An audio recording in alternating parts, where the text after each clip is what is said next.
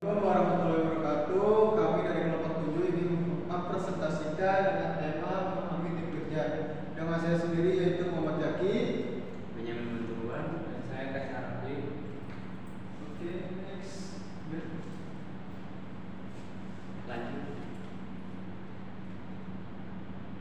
Nah, di sini ada, setelah mempelajari bab ini, kita harus menjelaskan sebagai pekerja tim dalam organisasi, bandingkan tim dengan grup, identifikasi 4 jenis tim, tentukan karakteristik tim yang efektif, jelaskan bagaimana organisasi dapat menciptakan pemain tim, jelaskan kondisi di mana tim lebih disukai daripada individu. Nah, di sini mengapa tim menjadi populer? Yaitu 1. Tim biasanya mengungguli individu. 2. Menggunakan bakat karyawan dengan lebih baik. Tim lebih fleksibel dan responsif terhadap perubahan di lingkungan. 4. Tim memfasilitasi keterlibatan karyawan. Dan terakhir, tim adalah cara yang aktif untuk mendemokrasi dan mengatur serta meningkatkan motivasi. Selanjutnya ada tim versus grup. Apa bedanya? Yaitu kelompok kerja atau work group, sebuah kelompok yang berinteraksi terutama untuk berbagi informasi dan membuat keputusan untuk membantu setiap anggota kelompok dalam melakukan tanggung jawabnya. Lalu yang kedua, tim kerja atau work team, sebuah kelompok yang bekerja secara sinergis, saling mendukung dan berkolaborasi untuk mencapai tujuan bersama dengan hasil kolektif.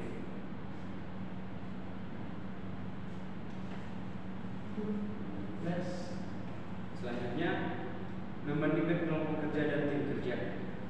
Di sini ada work group, yaitu share information, goal collective performance.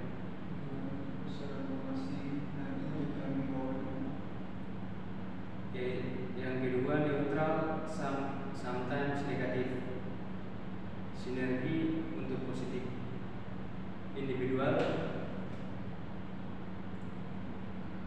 accountability untuk individual and mutual. Yang keempat, random and varied, menggunakan skill untuk komplementari. Yang selanjutnya ada jenis tim. Jenis tim itu ada tim memecah masalah, grup yang terdiri dari 5 hingga 12 karyawan dari departemen yang sama yang bertemu selama beberapa jam setiap minggu untuk membahas cara meningkatkan kualitas apresiasi dari teman kerja. Selanjutnya ada tim kerja yang dikelola sendiri, yang grup ini terdiri dari 10 hingga 15 orang yang mengemban tanggung jawab tentang supervisor mereka. Next. Jenis tim atau lanjutannya. Tim lintas fungsi, karyawan dari tingkat hierarki yang sama tetapi dari area kerja yang berbeda yang berkumpul untuk menyelesaikan suatu tugas. Gugus tugas dan komite. Next. Lalu ada jenis tim lanjutannya lagi, yaitu tim virtual, tim yang anggotanya tersebar secara geografis dan bekerja sama melalui teknologi komunikasi global, komunikasi digital. Karakteristik timnya itu satu, ada tidak adanya isyarat paraverbal dan nonverbal. Yang kedua, ada konteks sosial yang terbatas, dan yang ketiga ada kemampuan untuk mengatasi kendala ruang dan waktu. Nextnya. Selanjutnya ada di model efektivitas tim. Di model efektivitas tim ini terdiri dari konteks, komposisi, work design, dan proses. Nextnya. Membuat tim yang efektif, yaitu konteks, terdiri dari adequate research, yang kedua ada leadership atau pemimpin, yang ketiga ada climate of trust, dan yang keempat ada performance, evaluasi, and rewards. Lalu ada membuat tim yang efektif, yaitu lanjutannya yang komposisi, yaitu ability, personality, roles, and diversity, size, flexibility, dan preference for teamwork. Next lagi.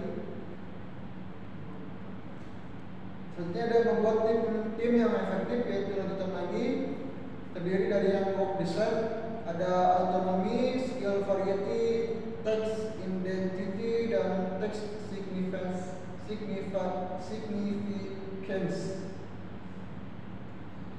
Selanjutnya ada proses, yaitu terdiri dari common purpose, specific goals, in efficacy, konflik, dan social proofing. Selanjutnya adalah pengaruh proses kelompok. Ada potensial growth, efektivitas, terus ditambah proses gain, dikurangi proses solusi dengan actual growth, effectiveness. Nextnya menciptakan tim yang efektif, keragaman.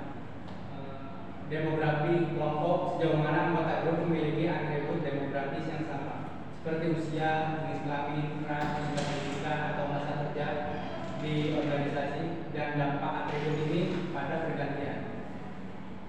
Kelompok, individu yang sebagai bagian dari satu kelompok memiliki atribut yang sama. Mengubah individu menjadi pemain tim. Tantangan, mengatasi penolakan individu terhadap keanggotaan tim, terus melawan pengaruh budaya individualitas, terus memperkenalkan tim dalam organisasi yang secara historis menghargai pencapaian individu, membentuk pemain tim, terus memilih karyawan yang dapat memenuhi peran tim mereka, melatih karyawan untuk menjadi pemain tim, mengolah kembali sistem penghargaan untuk